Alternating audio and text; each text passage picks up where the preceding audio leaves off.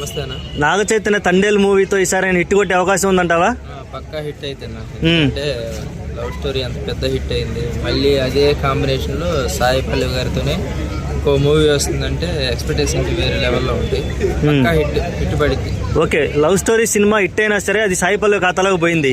ఈ సినిమా కూడా హిట్ అయితే సాయి పల్లవి ఖాతాలో పోయిద్దా, నాగ చైతన్య ఖాతాలో పోయిద్దా? లేదన్నా, ఇద్దరు పర్ఫార్మెన్స్ లవ్ స్టోరీ మూవీలో ఇద్దరిది ఈక్వల్ గా ఉంది. కాకపోతే ఆమె డ్యాన్స్ పరంగా కొంచెం హైలైట్ అయింది. ఈ సినిమాలో కూడా ఇద్దరు కాంబినేషన్ బాగుంది. అందులో మొన్న ఒక సాంగ్ హైలైట్స్ సాంగ్, అది నాకు ఆ సాంగ్ బాగా నచ్చింది. అందులో నేను సాయి పల్లవి గారికి పెద్ద ఫ్యాన్. మూవీ కోసం వెయిట్ చేశాను. ఓకే, తండేల్ రాజుగా మన నాగ చైతన్య క్యారెక్టర్ని బాగా పండించే అవకాశం ఉందంటావా? నిజంగా ఒక చేపలు పట్టి వ్యక్తిలాగే ఉన్నాడు. నిజంగా ఏదో సముద్రంలో పుట్టి పెరిగిన మనిషిలాగే ఉన్నాడు. ఈ సినిమాలో మంచి హిట్ అవుతుంది. ఓకే, వన్ డే ఒక 100 crores వస్తాయి పక్కా.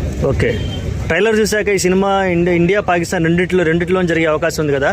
పాకిస్తాన్ కూడా తిట్టిన డైలాగులు మనం విన్నాం ట్రైలర్లో. మరి పాకిస్తాన్ని తిడితే సరిపోయిద్దా? పాకిస్తాన్ నెగిటివ్గా చూపిస్తే సినిమా హిట్ అయిద్ది అనుకుంటున్నావా?